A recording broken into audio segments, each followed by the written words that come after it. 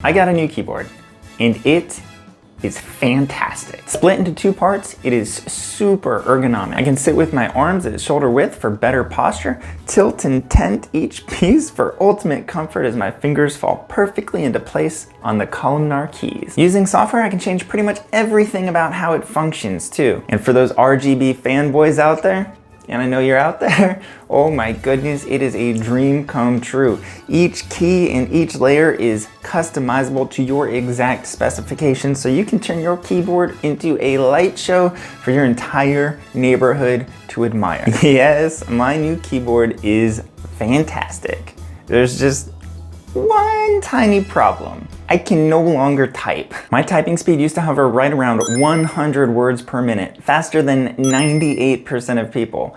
But now, on my new keyboard, with its fancy ergonomics and its split design and all of that jazz, I am now typing at 16 words per minute, faster than a whopping 1% of people. You see, I did more than just switch keyboards. I switched keyboard layouts. I went from the standard de facto keyboard layout that pretty much everybody and their mom uses, which is called QWERTY, to a totally new keyboard layout that is forcing me to completely relearn how to type. And I'm doing it on purpose. Why would you do that? Good question. Have you ever thought about why the keyboard is laid out the way that it is? Oh, definitely not. Well, it's not in alphabetical order, so it's definitely not designed to make it easier to find the keys, right? Well, it's gotta be for ease of typing then, right? Some scientist did some science and came up with QWERTY as the most efficient and fastest way to type based on the most common letters and words in the English language or something? No, absolutely not. Actually, QWERTY is one of the least efficient keyboard layouts that we know of. In fact, it might have been designed to actually slow typists down due to technical limitations of typing on a typewriter. Slower typing led to fewer typewriter jams. But technology has come a long way, and we don't have to worry about keyboard jams, right? Like, we're not on a typewriter anymore. So I started wondering, is there a better option? Something that would be more efficient, easier on the hands so you wouldn't catch carpal tunnel or RSI. And it turns out, yes, there's a bunch. The world of alternative layouts is massive. And after a lot of research and learning way more about keyboards than I ever wanted to know, I narrowed it down to two choices for me. One is called Workman and the other is called Colemak.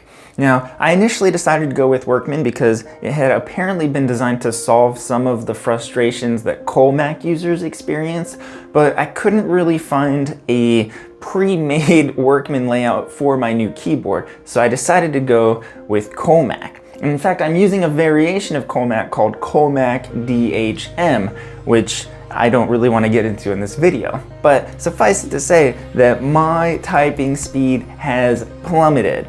But it is a temporary plummetation. After typing on this new keyboard layout for 2 days, even though my typing speed is ridiculously low, I can already tell how much easier and how much more efficient this keyboard layout is going to be for me in the long run. Now, do I think that you should switch from QWERTY to an alternative keyboard layout like Colemak? No, probably not.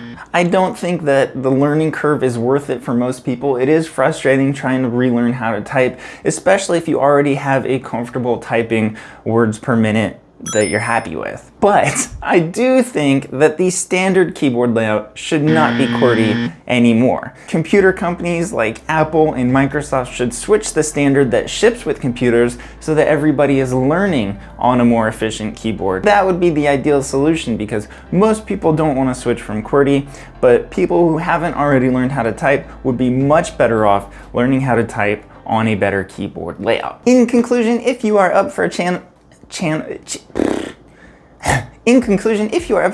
and you want to completely relearn how to type in a more efficient, easier on the hands, right? Or if you're struggling with RSI or carpal tunnel and you're having difficulty typing because of pain, I would definitely recommend switching to an alternative keyboard layout like Colemak. And I would also recommend using a keyboard that is split like the Moonlander, which is what I'm using, so that you can type at shoulder width for better posture. If you enjoyed this video, make sure to hit the like button and subscribe to the channel for new videos coming out every Thursday or every other Thursday. I gotta stop promising Thursday.